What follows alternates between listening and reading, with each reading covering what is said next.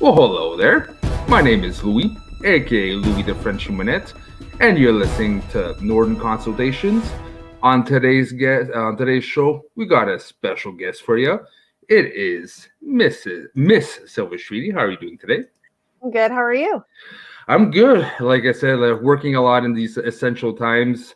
So very tired, a lot of stuff to do, but happy to be with you today. And in need of a haircut. And no barber in sight. Yeah, aren't we all? I mean, it's the only time one of the very few times I've ever wished I was a guy so I could just like shave my head. Yeah, I don't shave. I usually have like nice and trimmed, and I had a beard like up to here, and I had to cut it. So I miss my beard. I mean, at least you still have that. Yeah, well, I'm lucky enough. This took me like less than 2 weeks to grow out. Which is what I'm saying. Like, just shave your head. It'll be back by the time we all come back. Like, it's hair. It grows back. I don't want to look like Harloff. You don't have to pick it down. Yeah, buzz it down. Yeah, but it means all or nothing, right? So it's either this or Harloff.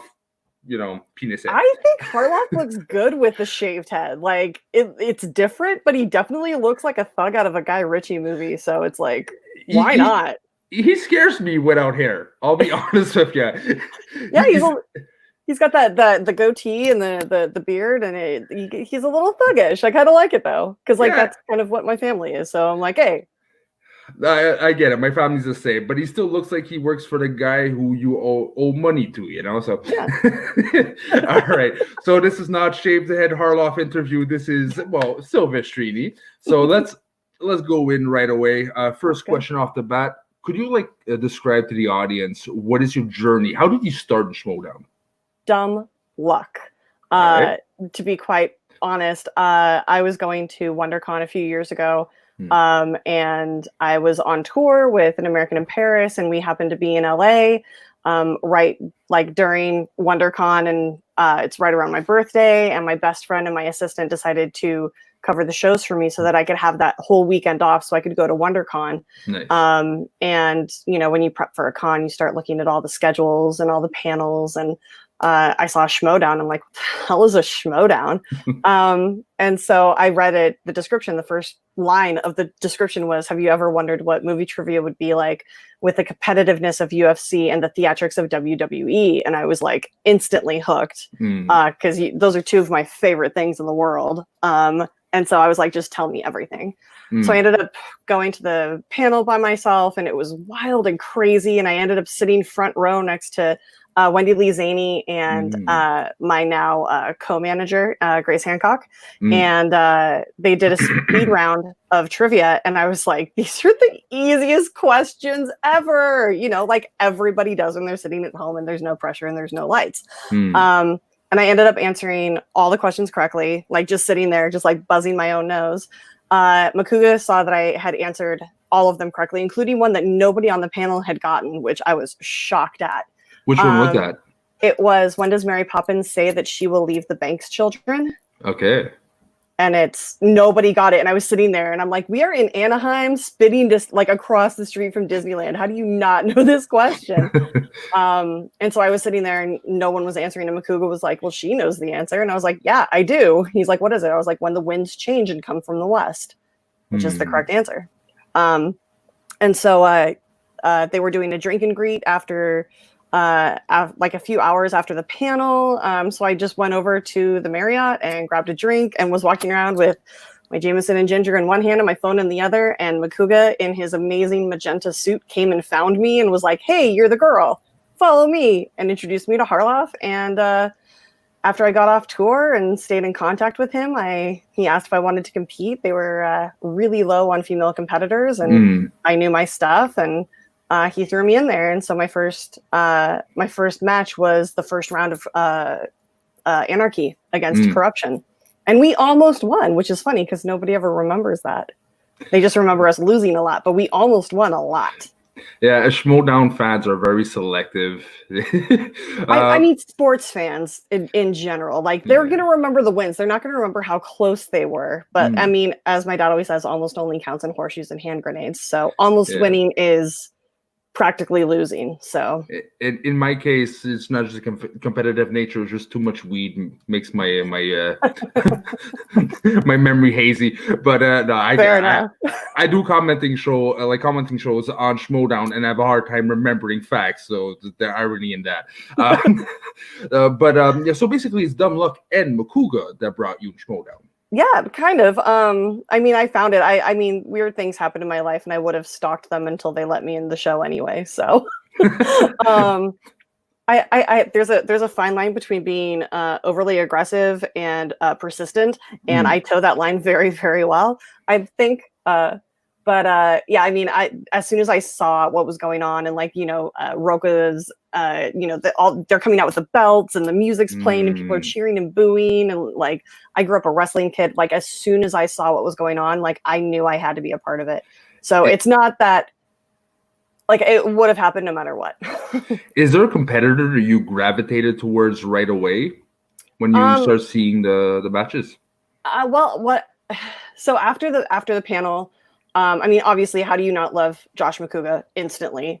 He's like that teddy bear that, like, it's like a teddy bear puppy mix. You just want to snuggle and hug, but he's like crazy, like high energy, and you just want to, like, he's the best. I absolutely love Makuga. And so when I left that night, I went back to our apartment and I binged like I almost stayed up all night watching season 1 of the Schmodown.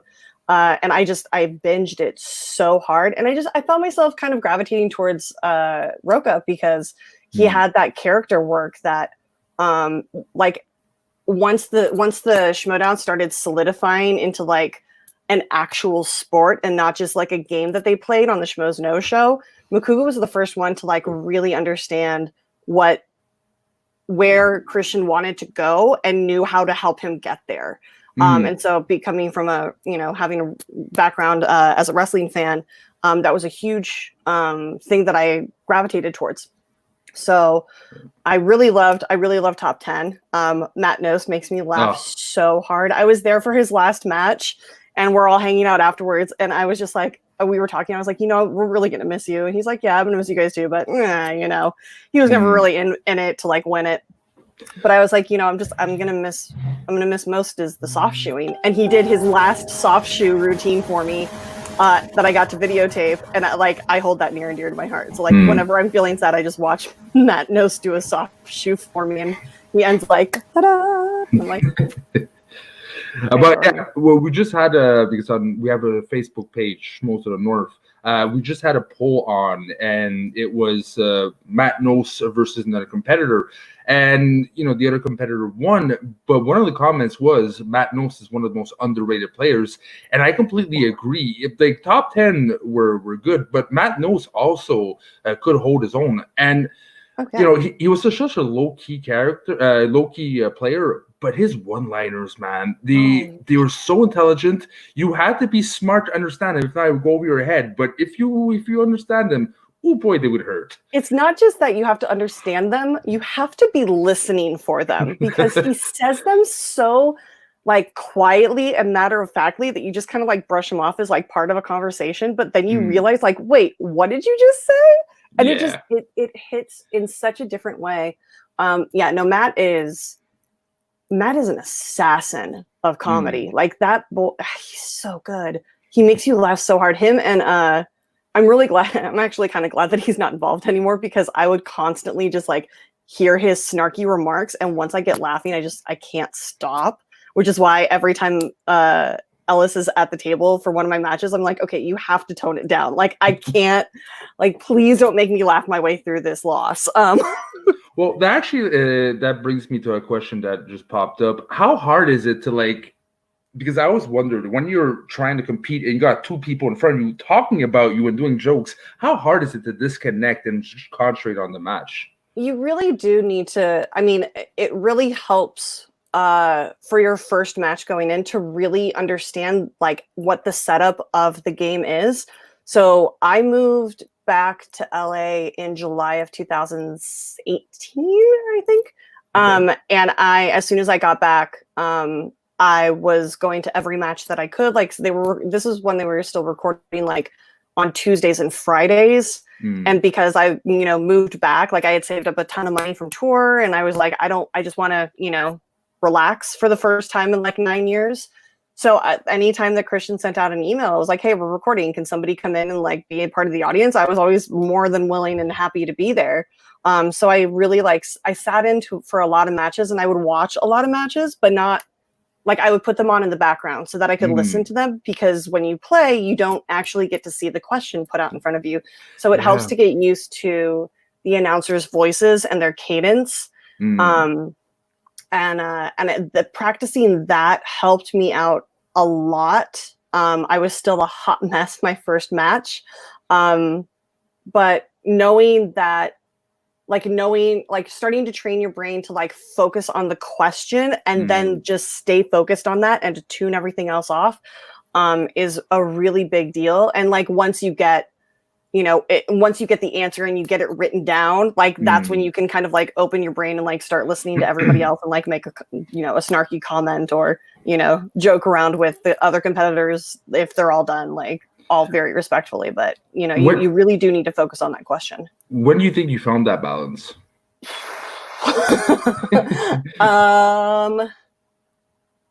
I think I worked on it.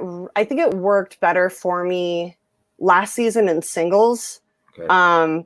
Like legit, the only reason I lost that match to my now den mate Paul Preston was legit because I had just spent like 90 hours working in 1 week and then moving, and I was exhausted, and I missed a lot of like round one questions that I should have gotten had my mind not been just completely firing on no cylinders.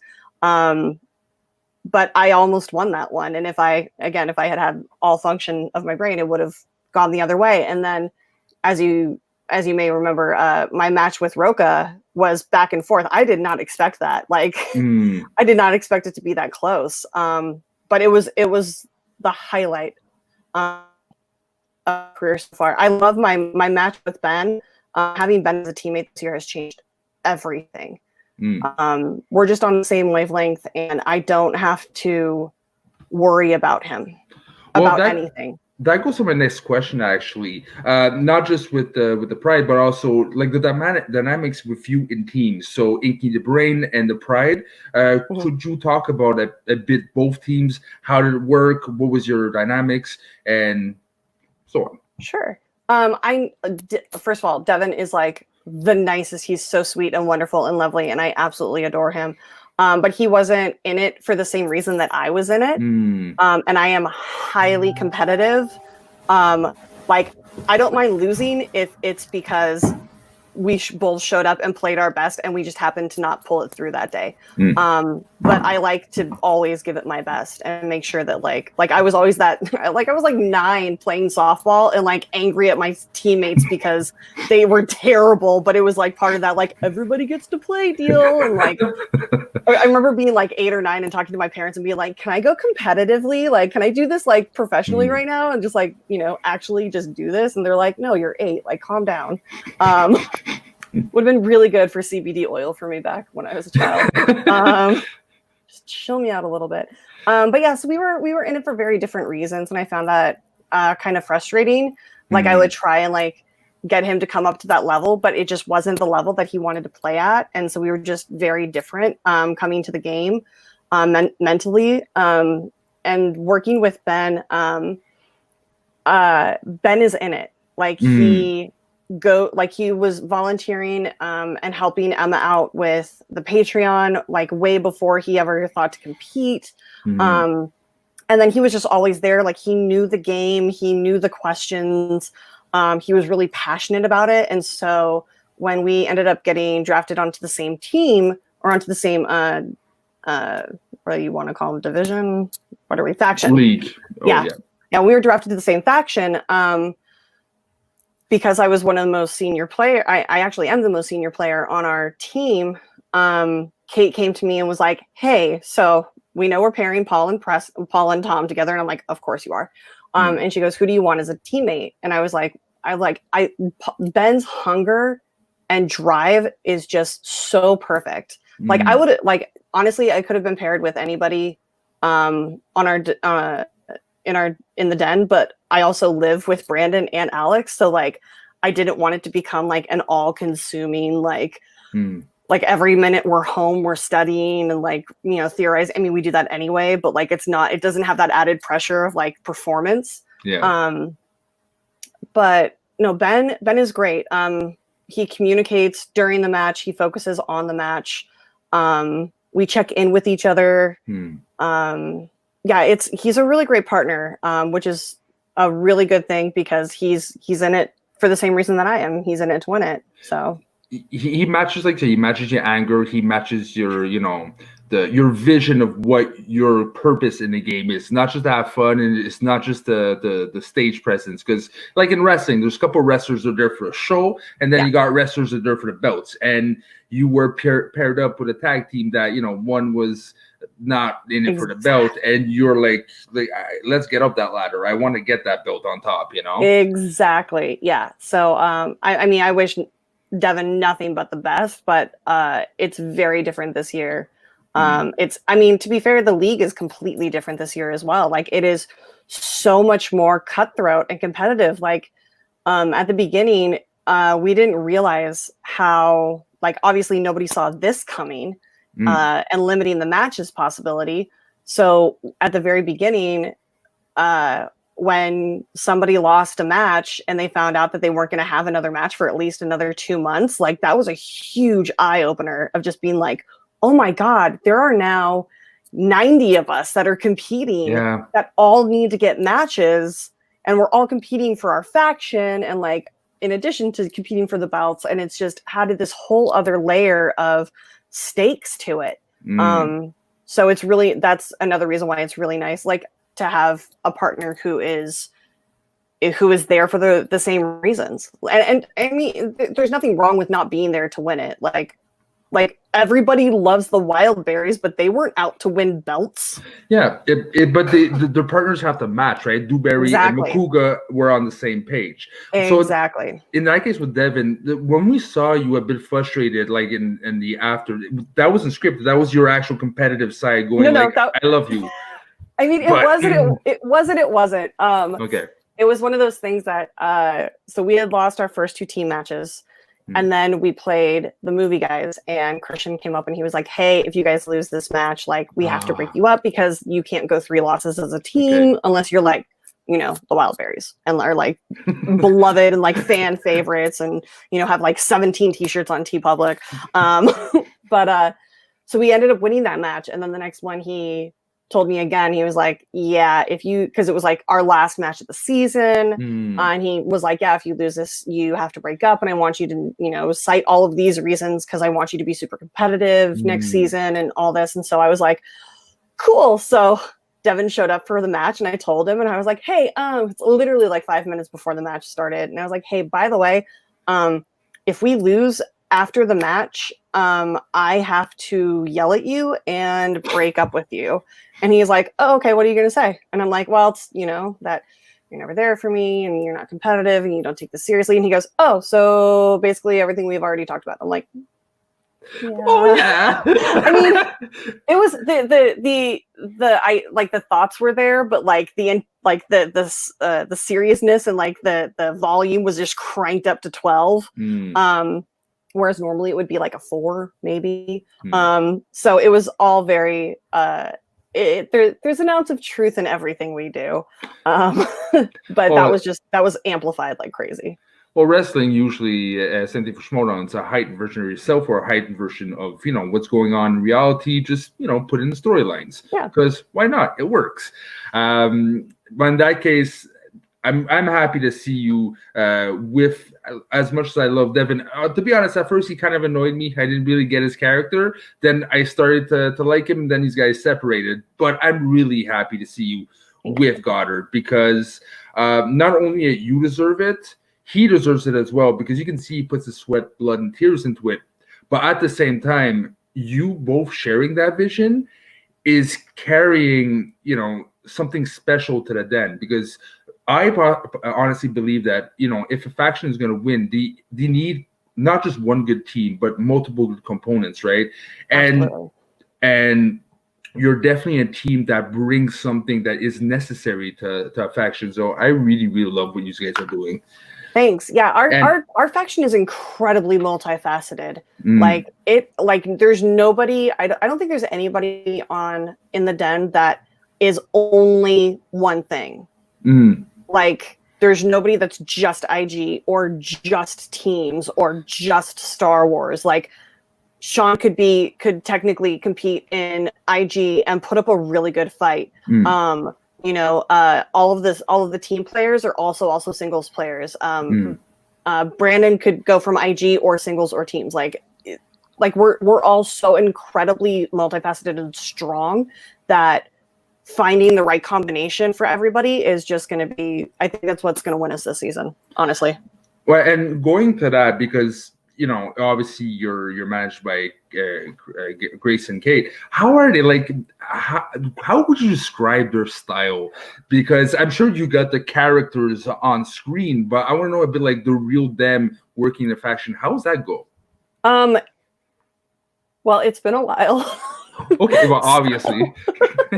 But I mean, Grace is before when we were still filming matches. It was during pilot season, and so Grace was off being an actress trying to book a show, and we were all very supportive of her. Whenever she'd show up, she was incredibly she was always dialed in. Whenever she was there, when she was there, she was there. When she wasn't, she would still text and be like, "Good luck, we love you. Like, don't worry about anything. Like, you're the best." Kate is everything I could ever want from a manager. She takes the game seriously. As we all know from the Paul and Tom match, she's one of the newer managers to the league and to the rules and to the players and everything. So she does have a bit of a stiff learning curve. But she's learning, and that's the thing, is she's in it. Like, she understands what it is, what the game is, and she understands personalities. Like, she's a huge people person, and so she takes the game seriously, but she's also just the most warm and loving person. So between rounds, she's always coming up and giving us words of encouragement. Like, if I'm stressed out, she makes me laugh to kind of break the tension. She has come so far in the 6 matches that we've had, just watching her manage and keep track of things. We do talk off camera, I guess, and strategize, and she's always there with some really great insights when we get to kind of look at the wheel before the match. And she's always there for our strategies, and lets us know kind of oh, well, this is, if it was up to me, I would have you guys do this, but what, and she's always asking questions oh, why did you pick, we had a wheel, and we were discussing if the other team was to spin opponent's choice, which ones would we give them if, and we would go through all the choices and be like, oh, well, if we spun this or we got that, what, or if they go first, what do we give them?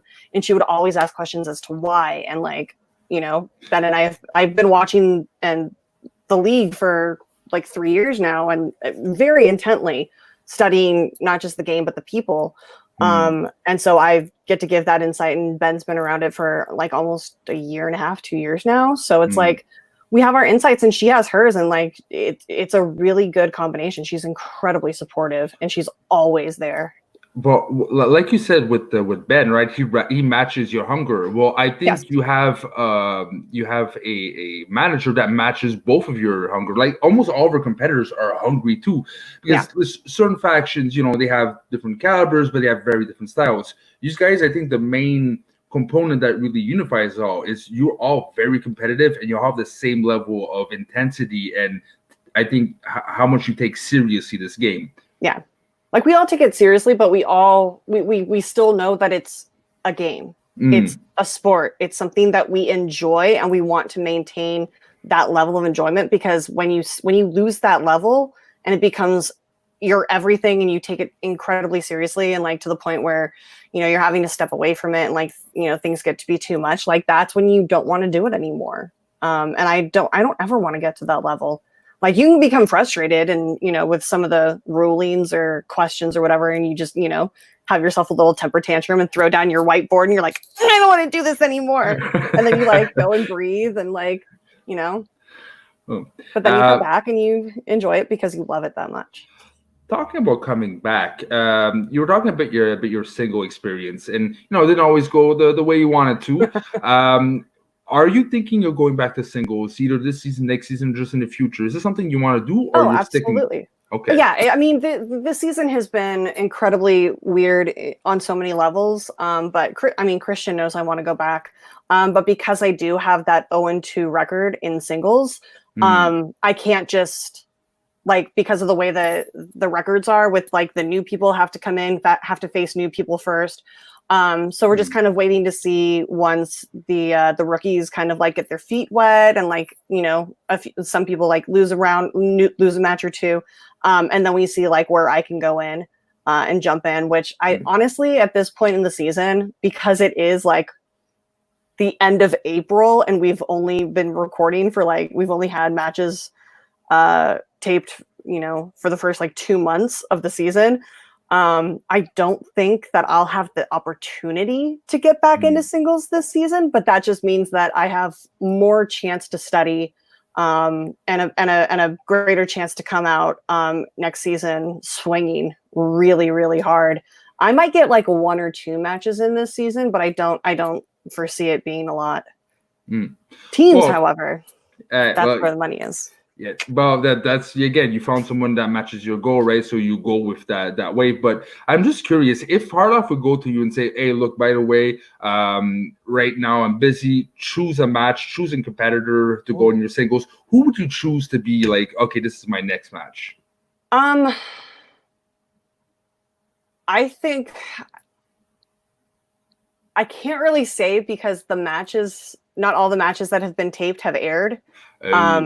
All right, but there's a few people that have matches coming out that I would love to face up against. I think that not only would it be a good thing for me to kind of shake the dust off back into singles, but it would be a good thing. It would be I think it would be very evenly matched. They've got a match under their belt. I haven't played singles in a while. I have a losing record that's behind me too.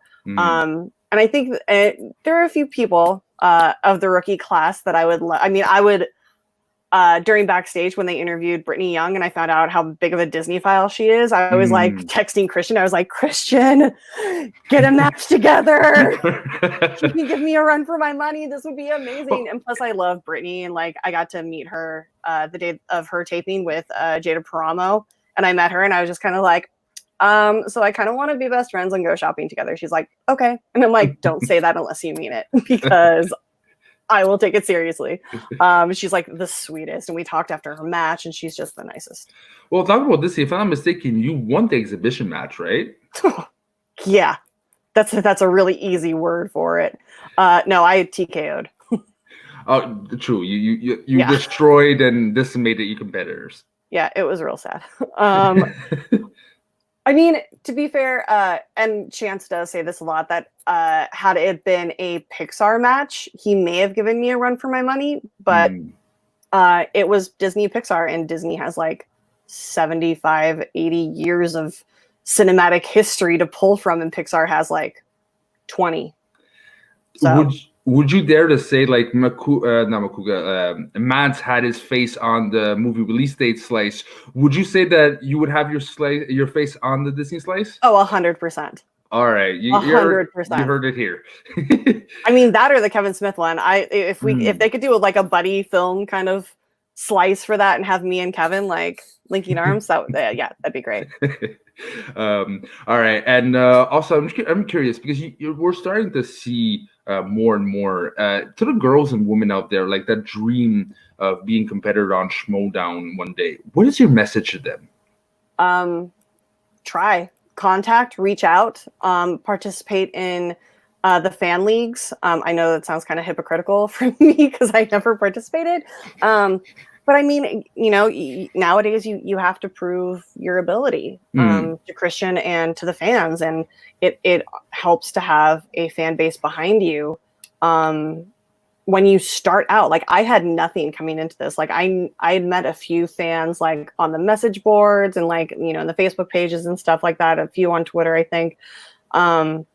But like I came into this and the only people I really knew were like the competitors and the friends who showed up to the matches, to the tapings. And that was basically it. So having a support system behind you is huge.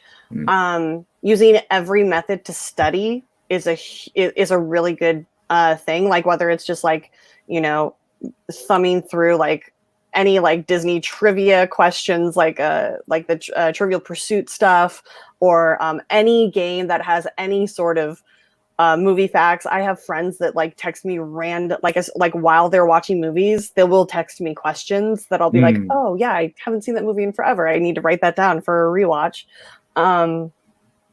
But having a belief in yourself too, and know that as rough as things are, they're really not that bad. Like they're like everybody. I was actually really scared about doing something on YouTube because, I'm not the tiniest girl, and especially in the Schmodown, like I stand next to Jen and I feel like a goddamn, like it is like day and night. That woman is so tiny and so stunningly beautiful and so just like professional that it's like Fiona to Ogre Fiona, like in Shrek. Like it's a huge day and night. And so I was really worried about that because, people on the internet can be really, really cruel. And I think the worst thing that I've ever read about myself was also the funniest. Somebody commented in the YouTube, like on the YouTube comments, and said, Rachel has a mom bod. But then immediately underneath, someone else said, like, your mom has a mom bod. And I was like, I can't get anything at this. Like, this is hilarious. Like, I have the body of somebody who gave birth and cares for people. Okay, like, that's cool. Like, I don't have kids physically, but I've adopted 1,000 of them from my tours and stuff. But yeah, I mean, get focused, contact people, reach out, ask everybody for advice. I mean, if it's going to happen, it's going to happen. And I'm happy there's someone, like you say, you were afraid because, you're not the smallest girl on there. And no. But yet there is a girl watching or a woman watching at home saying, hey, this is me. I see myself. Yeah. And this is what I love about Schmodown. There's multiple races, multiple body shapes.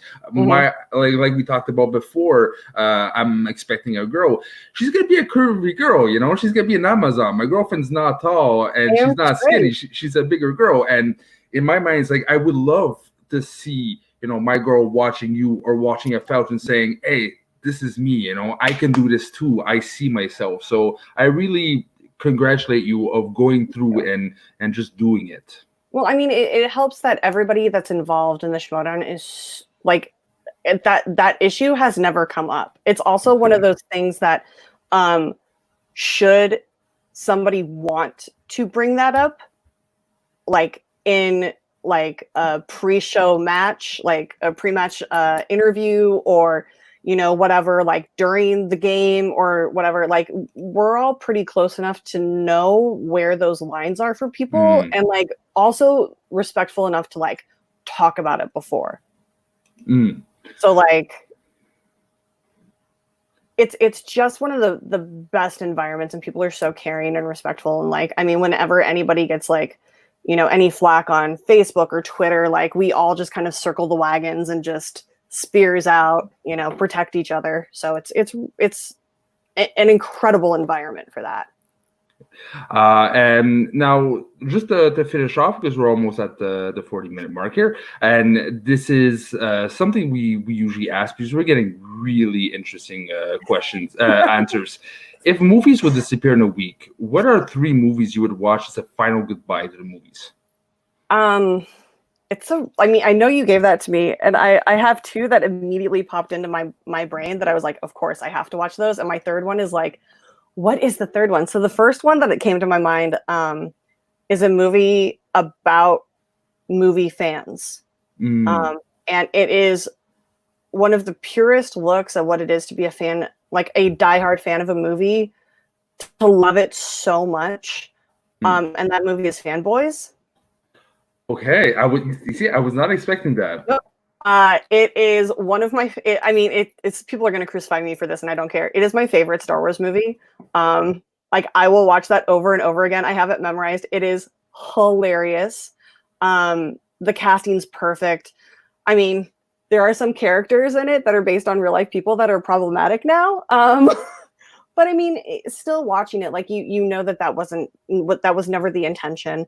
But it's one of the most heartwarming movies for movie fans.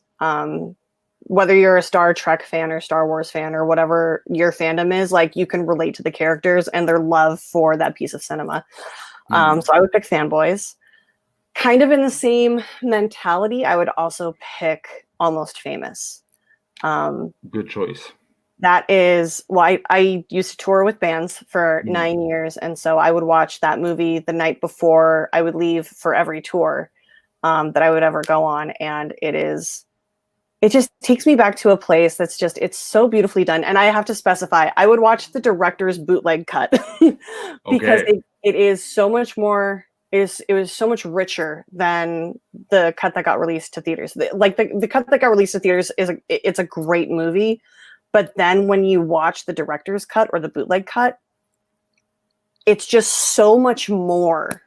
It's like watching the movie and having like just whipped cream and a cherry, and then watching the director's cut, it's like you get all of the sundae. Like everything underneath it comes out. It makes it better. It's so good and wonderful. Cameron Crowe, I owe my heart to him for that. And then the last one, can I just make it the View Askew universe? Because say that again. I said I just want to make it the View Askew universe, like all of Kevin Smith's films. I can't not watch. Like if that's going away forever, like I will just like it. Like how Tarantino has the one solid cut for Kill Bill is the whole bloody affair. I would do that for Kevin Smith and make it the View Askew universe cut. I'll be an evil man. You can only pick one Kevin Smith movie. No. I break rules all the time. I will smuggle those in. I mean, probably Clerks because it started it all. I mean, or Dogma. I mean, I would literally be sitting there until like the last possible minute to decide like what movie to pick. But I mean, not Tusk because Kevin, if you're watching this, I love you, but that is nightmare fuel and just highly disturbing. If I ever get to meet Justin Long, I'm just going to have a conversation with him about how many months of therapy and, hypnosis he had to go through before he could actually sleep again after filming that movie. Because that... But that's the beauty of Kevin Smith, right? He does so well horror to action to comedy. He's such a diverse and unique mind. And if ever Kevin Smith, you are watching this, I am dying of a heart attack because you're watching this. But the overall theme with Kevin Smith is that all of his movies have so much heart behind them. Like one of the movies that never gets talked about that is I find it criminal that people don't know about this movie or talk about this movie enough is Red State. It is so fantastically done. And it's just kind of like this floating entity that like kind of exists outside of the View Askew universe and like, the Great White North trilogy, which I'm so excited. I cannot wait for him to finish that. One of these days we'll get Moose Jaw. Except for Cop Out was one thing. Like that's the only movie I find there's no heart, and he's been vocal about it, but it's enjoyable and it's fun, but it's not a Kevin Smith. Like I don't count it as a Kevin Smith movie. I count it like it's a movie that he worked on. But because it had so much like studio involvement, I honestly don't count it in my brain as a Kevin Smith movie. Like I can answer questions about it because I have seen it a million times, but it doesn't resonate with me. It doesn't have that like, oh my God, if it's on TV, I have to watch it like every other one of his movies. But yeah, no, he's the best. I am so excited for the possibility of him and Chris Jericho being involved in the Schmodown. Oh my God. That yeah, you see, you're. I'm always late on news. Thank you for updating because that would be sick. I did not know. Right before you said that, my mind was blown. What would you say is the Kevin Smith movie you saw the most in your life? Like, if that would be a VHS, the VHS would be destroyed. Oh, I went through 2 VHSs of Clerks. I Okay. used to work at a movie theater when I was starting when I was 15 years old, and I used to get called in a lot to like either like extend my shift and cover somebody else's or come in to cover someone else's. So I was Dante a lot of my late teen years and just like being at work, being like, I'm not even supposed to be here today. Which is hilarious to see a 15-year-old say in context and used accurately. But yeah, no, I think I've seen Clerks, which is funny, which is why like I was so again, like whenever people were like questioning me about the whole Dante question about Empire, I was like, do not question me about this. Like I said the right answer. I will go on a 3-hour lecture about why I'm right. Like I just trust me on this. Well, there's certain things and like how like when someone questions, I'm like that for a couple like for hockey because obviously when Canada have nothing else but hockey. Well, God bless hockey. I love hockey, especially the Canadians. Montreal boy. But there's a couple of things like if you dare contradict me, you'll get these eyes of like I won't say anything, but these eyes could kill. So I get you when you know something from your gut and you spend like a good 10% of your life knowing like how dare you contradict me. Yeah, like I know most Kevin Smith movies better than I know my own life, to be quite honest. Like I can spout off facts about all of his movies, but like somebody asks me what I did like the summer of 2017, I'd be like, I was watching Kevin Smith movie. I was like, was I on tour at that point? What tour was I on? What state was I in? Was I alive? Like, I don't remember. Do I exist? No, thank God. All right. Well, that will conclude our show. Thank you very much, Beyond. Before we go, is there anything you're doing right now? Any projects? Anything you want to plug in right now? Yeah, so I have a YouTube channel myself. It is youtube.com/c/Rachel Silvestrini. You can also, there's a link to it on my Twitter page, which my Twitter and Instagram is right here. It's RM Silvestrini. Come find me, follow, and like and comment and all that fun stuff. I have a show every Thursday called Movies, Music, and Mayhem, where I gather people from all different walks of my life, bring them together, talk about movies, music, and the craziness that we have lived through together, what we're living through now.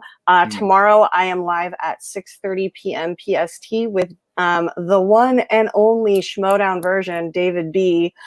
He's going to come on. We're going to talk soundtracks and theme songs and the power of music, and it's going to be so much fun. I'm so excited to get to talk to him more and like get to know him a little bit better, and I hope you do too. And then also on my YouTube, there are links to Streamlabs. If you want to ask a question, guaranteed to get it in. It's $5. The first 5 or the first 10 are guaranteed to get asked. And I've got some really great guests coming down the pipeline. So hopefully I'll be able to announce those really soon. And then I'm on the PJ Campbell Network a lot. Just stay tuned to the Media Schweddies Facebook page. They have everybody's schedule that's up there. And thank you guys so much for all of the support, not just for me, but for everybody that's happened at the beginning of the year with Collider closing and, everybody getting unemployed, and now everybody's streaming and you guys are supporting, and it's just the most amazing community, and I'm so thankful to be a part of it. Well, you heard it. If you're not following her stuff on YouTube, do it now. Go check her episodes, especially tomorrow. Like I said, I'm a fan of David B. I love his soundtrack. I especially love my favorite so far is the Janine one he did. I absolutely love his songs, but especially Janine's. Good. So I can't wait. I'm personally gonna take a look because I can't wait to see the man behind the music. So if you guys haven't done it yet, go check it out. And if you're not subscribed yet, what are you doing? Subscribe to the channel. Give a like. And if you're not part of our Schmoes on North Facebook page, come on. That's to you too, Rachel. Come on over to the Facebook page. I'll send you an invite link. We in Canada right now, it's not just Canadians, but we in Canada love Schmodown, and we keep growing every day. So be a part of that community, please. That being said, thank you very much for your time. Thank you very much for watching. Till next time. Have a good one, guys.